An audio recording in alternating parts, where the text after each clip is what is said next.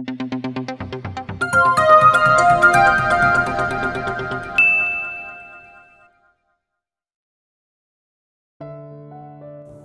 out of your mind, Dylan. Ang sabi ko, ilayo mo lang. Pero pinakasalan mo pa. Pagkatapos ngayon, sinabihan mo pang mahal mo siya? At saka ka nanligaw? Hindi ako na-imporma na pabaligtad na palang proseso ngayon. Nainis na ibinato ni Dylan ang tuwalyang ginagamit. Kuya Barry, don't start that again. Katakot-takot na kantsaw na ngang inabot niya kina Charlie. Ipapamukha na naman ulit na nakatatandang pinsan ang pagliko-liko ng mga plano nila. Lana really looks like Agatha, ha? Napatiimbagang siya. Yeah, kaya siguro naliko ka sa plano. Because kamukhang kamukha talaga siya ng pinsan natin. Which is your first love? Napabuga si Dylan ng hangin. Sinasabi niya na nga ba at doon papunta yon?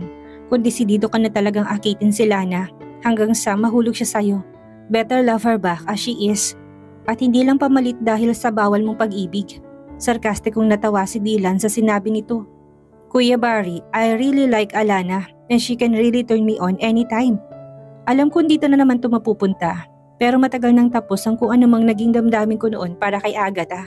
Matagal niya nang kinalimutan ng kung ano man ang nararamdaman niya noon sa pinsan, kahit pa hindi sila magkadugong tunay ng dalaga. Hindi pwedeng damdamin niya para rito, pinilit at pinagsumikapan niyang kalimutan ang damdaming yon. Walang naging sagot ang nakatatandang pinsan mula sa kabilang linya. Nanatiling tahimik ito hanggang sa, okay then, nandyan ka na. Mukha namang gusto mong totohanin. You know I never really like our plan. From the start, binalikan ni Dylan sa isip ang naging pag-usap nilang magpipinsan. Pagkatapos ng pagpapakasal ni Agatha kay Reeve. Pero siya rin mismong nagpigil sa alaala. Iba ng sitwasyon ngayon. He needs to make his own plans for his secret wife. I know, but you don't have to marry her legally and spontaneously. Seryosong sabi nito, akong bahala dito kuya. Napalingon si Dylan na makarinig siya ng katok sa pintuan ng opisina niya. Maybe it's Alana. I need to hang up. Aniya sa pinsan. Alright then, best of luck. Pagkatapos na totoong maligo ni Lana sa shower ng gym, na pagmamay-ari ni Dylan ay dumiretso siya sa opisina nito. Kumatok siya sa pinto ng opisina ni Dylan. Come in. Pinihit niya pabukas ang doorknob at saka pumasok sa loob. Buti tapos ka ng maligo. Let's eat, aya ni Dylan sabay hila sa kamay ni Alana. Umupo sila sa visitor's couch. Sa loob ng opisina nito, he stretched his one arm behind her seat. You look very hungry. Ikaw ba, hindi ka nagugutom? Tanong niya rito. Tuloy-tuloy lang ang pagkain niya. I'm hungry but not for food. Sandaling napahinto si Lana sa pagsubo. Naramdaman niya rin ang paggapang ng kilabot sa batok niya. Ngunit hindi niya pinahalata yon kay Dylan. Kung kailan siya nagkaedad at saka nagwalang hormones niya. Masarap ang cheesecake. Saan mo to nabili? Tanong na lang niya para malikong usapan. My mother baked it earlier this morning. Napatango-tango si Lana at saka nagpatuloy sa pagsubo. It's really good. Dylan easily learned on her. Nadikit ang braso niya sa hubad nitong katawan. Pilit niyang inignora yon. Patikim, anito, humihipa ng mabango nitong hininga sa kanyang pisngi. Nang, ano pa bang gusto mong tikman ko bukod sa cheesecake? Lana bit her lower lip, napahiya siya doon. Mabilis niyang pinatikim ditong cheesecake na kinakain niya. Siya pa mismo nagsubo dito. Masarap hindi ba? Tinatapos nitong panguya habang nakatingin sa kanya. Yeah, it's delicious. Very delicious, he emphasized while looking straight at her. Si Lana nang umiwas ng tingin at bahagyang umurong palayo sa tabi nito. Whenever Dylan is around, she can think straight. Tumikim siya. Tungkol nga pala sa pag-enroll ko sa fitness program nyo. Seryoso ko doon. Gusto ko kasi talagang bumalik ulit sa pag-workout. Lalo na ngayon nagtatrabaho na ako. Prone to stress na ako. Bawal yun sa health ko. May sakit ka pa ba? Seryosong tanong ni Dylan. Kinuha nitong tinidor mula sa kanya sa kakinain nitong cheesecake niya. Wala naman na. Matagal na akong cleared sa cancer. Imporma niya pa. Ako na mismo nagde-restrict sa health ko. Gusto ko ng healthy living para patuloy kong ma-prevent ang pagbalik ng cancer cells. Although she's cleared from cancer a lot of years ago. May parte pa rin kay Lana na natatakot sa pagbabalik ng cancer cells at muling pagtubod ng tumor dahil alam niyang nasa sistema niya lang yun at baka may makatrigger na naman doon upang bumalik kaya dobling pag-iingat ang ginagawa niya. Cancer is a traitor illness. Very unpredictable. Kung ganun, titingin-tingin din ako sa internet or maybe I'll ask an expert friend para malaman ko kung paano ang tamang training para sa'yo. The regular training is fine. I think mas maganda kung may alam din tayong special workout para sa'yo. Hindi birong naging kalagayan mo noon. Mas maganda kung sasamahan natin ng boxing at yoga training. What do you think? Minitian pa siya ni Dylan. Napangiti rin si Lana dahil nararamdaman niyang pag-aalala nito sa kanya. Nasa isip ni Lana kung wala siguro sila sa isang komplikadong sitwasyon kung saan lihim silang mag-asawa na nagtatry i-work out ang marriage, they could have been friends. Friends with benefits?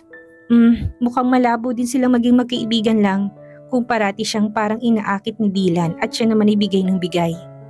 Ikaw ang bahala, aniya rito. Gusto ko lang talagang maalagaan palalong katawan ko. Lalo na't nagkakaedad na rin ako. Bakit ba iniisip mong tumatanda ka na? 30 is not bad. Eto nang umuubos ng cheesecake niya. Napabuntong hininga si Lana. Tumatanda naman talaga kasi ako. Lalagpas na ako ng kalendaryo. Buti naman may asawa ka na. She rolled her eyeballs. Alam mo Dylan, sa totoo lang hindi ko alam kung saan papunta ang marriage na to. Prangkang sabi ni Alana.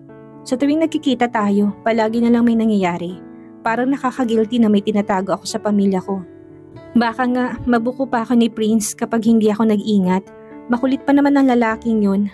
Prince Aguilar? Must be your brother. Half brother, yes. Mausisang-isang yun, napakakulit pa. Maraming napapansin sa paligid basta wala ang dating girlfriend niya around this vicinity. Ikaw lang naman ang gustong itago kung ano talaga tayo. Look, itinaas ni Dylan ng kamay kung saan nakasuot ang wedding ring.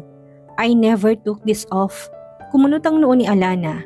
Maraming nakakapansin yan, numis ito. Marami-rami nga, I never denied or confirmed. I respect that you like to hide us for now. Pero tignan mo, ikaw din ang nahihirapan itago sa mga kapamilya mo. Sumubo ulit ito ng cheesecake bago magsalita muli. Another, why are you feeling guilty kapag may nangyayari sa atin? Nasa tamang edad naman na tayo. It feels like sneaking behind our parents' back. Maling kinasal tayo ng lasing. Ito na naman tayo. Napabugato ng hangin at sa kanila pag ang platito na wala ng laman sa mesa.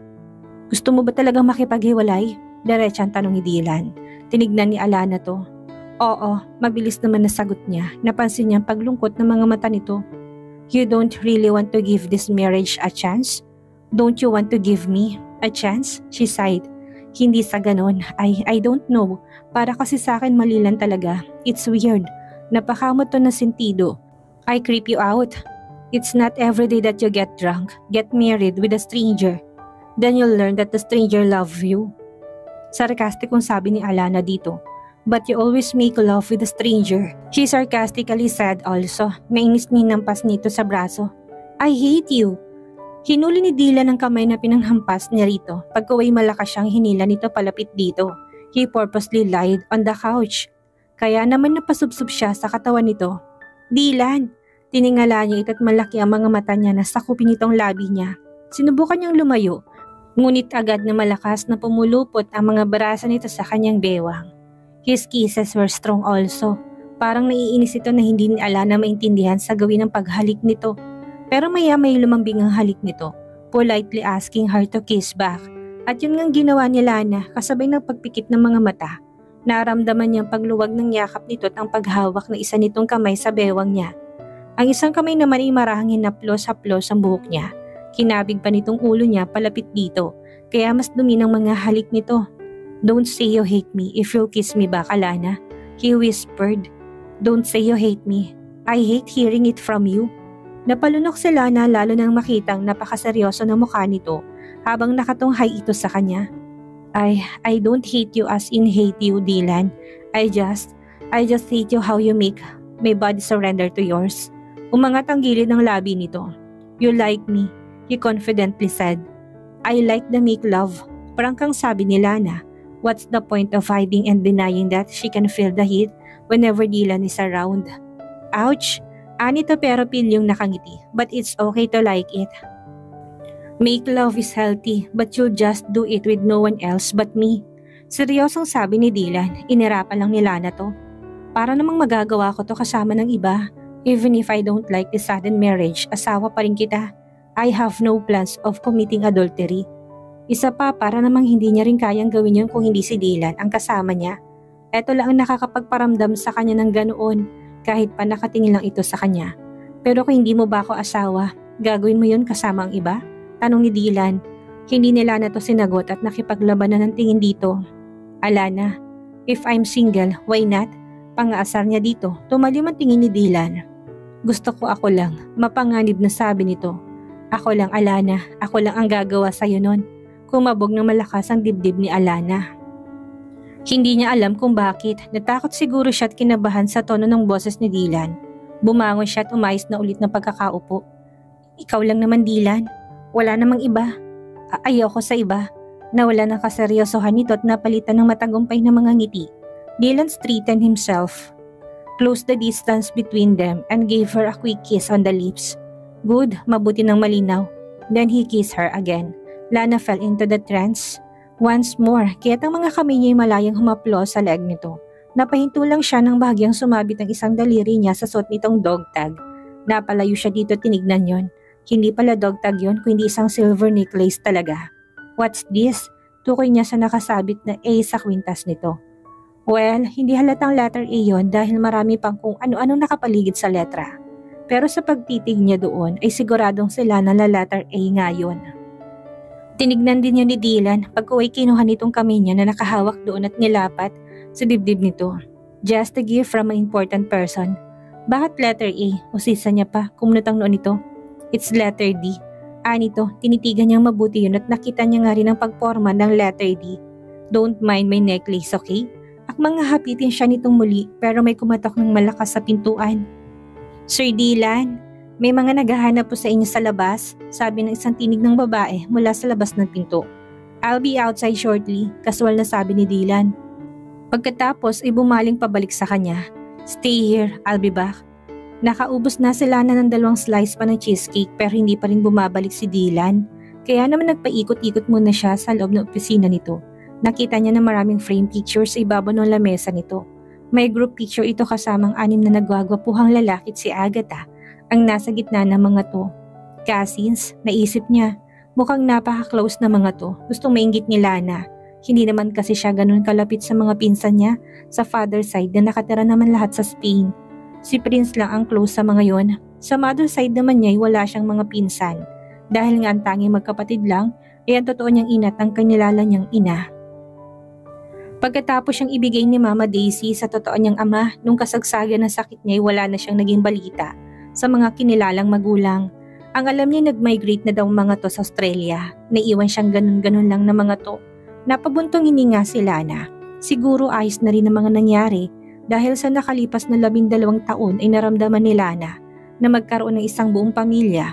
She couldn't ask for more. Pinagmasdan pa nila ng mga natitirang picture frames. Maya-may nakaramdam na siya ng pagkainip. Nasaan na ba si Dylan? She murmured to herself. Napatingin siya sa wristwatch niya. Sabi niya sandali lang 40 minutes na ako naghihintay dito. Kinuha niya ang kanyang shoulder bag at saka lumabas na ng opisina nito. Pumunta siya sa pinaka-gym at doon niya nakita si Dylan na napapalibutan ng mga babae. Oh my Dylan, we cannot lift the weights talaga. It's so mabigat. Ani ng isang babae habang nakalingkis pa sa isang braso ni Dylan. Oo nga, ani pa ng isang babae na dinantay ang isang kamay sa dibdib ng lalaki. Pwede bang we skip the weights? You help us na lang to do some curl-ups? Ako na muna tulungan mo Dylan, please. Gumuso pang pangatlong babaeng dinikit pa talagang malaking dibdib sa isa pang braso ni Dylan. Mas nilapitan pa ito ng 3, paulit na mga babaeng naka-gym outfit. No, kami na muna. Mas nauna kami na kaibigan ko dito. Shut up girl, we ask for Dylan's help first. Girls, saway ni Dylan sa mga babae. I'll help you all, okay? Huwag na kayong mag-away-away. Magkakaroon kayo ng suspension kapag nagkaroon ng away dito sa gym ko. You know that, I don't like that. Oh, so you really help us? Like now na? Yumakap ang babae sa leg nito. Of course, babe. Nakangiti pang tugon ni Dylan na hindi man lang inalis ang pagkakalingkis dito ng mga maarteng babae. Napataas ang kilay ni Lana at napahalukip-kip nang makitang enjoy pa yata si Dylan sa ginagawa ng mga babae. Biglang umakyat ang dugo sa ulo niya at kumulo yun. Talagang sa harap na ipinakita ni Dylan ang pagiging playboy nito. At sinasabi pa nitong siya ang mahal nito. na faithful ito sa kasal nila at pagkatapos ay… Guevara! Malakas na tawag niya dito. Lumingon sa kanya si Dylan pati mga babae. Alana! Gulat na wika ni Dylan. Mabilis na lumayo ito sa mga babae at lumapit sa kanya. I told you to stay in the office and wait for me, right? Inirapan niya to. Kung lalandi ka lang din pala, sana sinabi mo na lang sa akin para hindi na nasayang oras ko sa paghihintay sa'yo. Kaya palang tagal-tagal nito dahil mas maraming mas batang babaeng nag-aagawan dito. Gusto mo ikaw lang, Lana? Possessive, secret wife, aren't we? Look, Alana, mga members sila ng gym. I have to entertain them. Simpleng paliwanag ni Dylan. Entertain or flirt with them? Tumalikod na siya at malalaki ang mga hakbang na umalis. Alana, honey, wait. Hindi pa tayo tapos mag-usap. Habol nito. Huwag mo kong mahani-hani. Singhal niya dito nang nasa labas na sila ng gym nito. Nagsaselos ka ba? Sandali sila nang natigilan, ngunit napasimangot pagkatapos. Saan ako magsaselos? It's just so inconsistent if you to say that you love me then. Obviously you love the attention of those girls. They are clients, Alana. I need them for my business. Seryosong sabi ni Dylan. I have a suggestion, she sarcastically said. You go to bed with them because surely lifetime member mo na sila pagkatapos. Hindi na sumagot si Dylan, bagkos ay tinitigan siya ng matagal. Pagkatapos ay bigla itong tumawa. Anong nakakatawa? Sa lubong ang mga kilay na tanong ni Lana dito. You're acting like a jealous wife. Natatawang sabi nito. Umiling-iling siya at saka dumiretso sa kotse niya. Hindi siya nagsiselos. Weh, boses pa ng kapatid niyang narinig niya nag-uusig sa kanya. What the fuck, Alana? Tawag muli sa kanya ni Dylan, ngunit hindi niya ito nilingon. Pumasok na siya sa kotse niya at mabilis na binuksan ng makina. Hindi matanggal kay Alana ang pagkakairita na nararamdaman sa nasaksihan kanina. Kung kailan naman nakukumbinsi na siya ulit na bigyan ng chance ang marriage na yon. At saka naman lumilitaw ang mga dahilan para hindi niya ituloy yon. Looks like hanggang sa isang physical relationship na lang talaga sila ng asawa. At least pareho silang nagkakasundo doon. Hindi pinansin ni Lana ang pagtunog ng cellphone niya. Sigurado naman siyang si Dylan lang ang tumatawag. Matagal nang nawala ang inis ni Lana sa nangyari. 2 days ago, sa gym ng lalaki. Sa totoo lang, nang mahimasmasyan siya bigla siyang nagtaka sa inakto.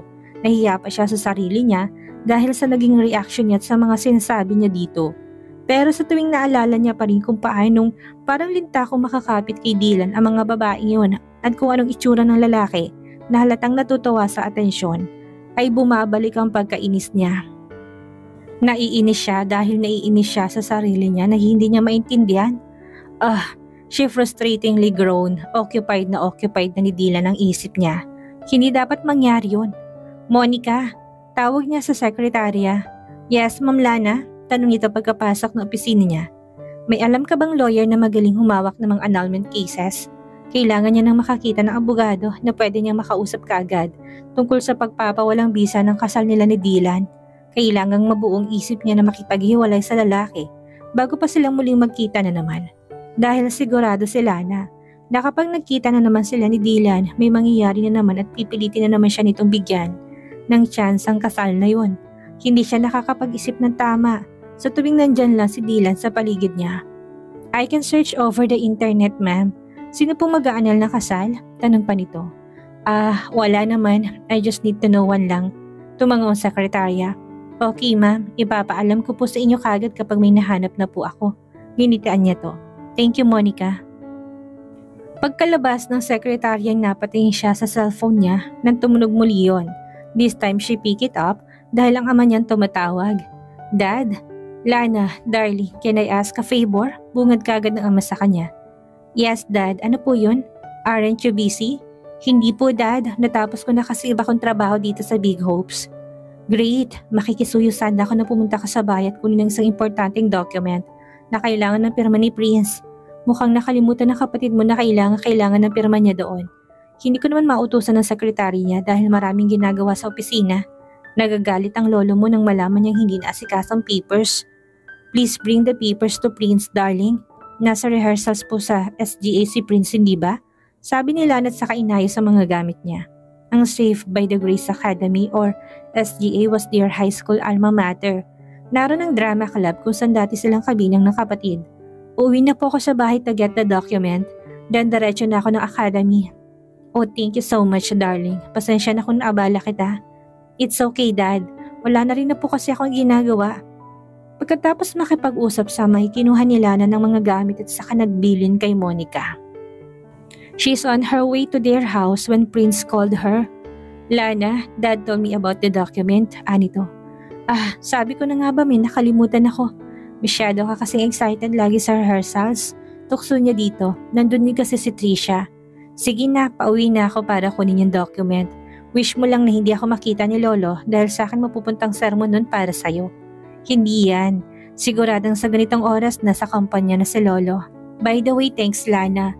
Hintayin na lang kita dito, okay? I gotta hang up. Call you after 30 minutes, okay? Pagkababa niya ng cellphone, tinutok niya ng atensyon sa pagmamaneho. Pagdating nila na sa bahay, kagad naman niyang nakuha ang documents na kailangan. Hindi na siya nagtagal pa at umalis na rin kaagad doon. At dito na po nagtatapos ang ika-6 na kabanata ng ating kwento. At sana muli niyo po akong samahan sa mga susunod pang kabanata. Maraming salamat po at ingat po tayong lahat.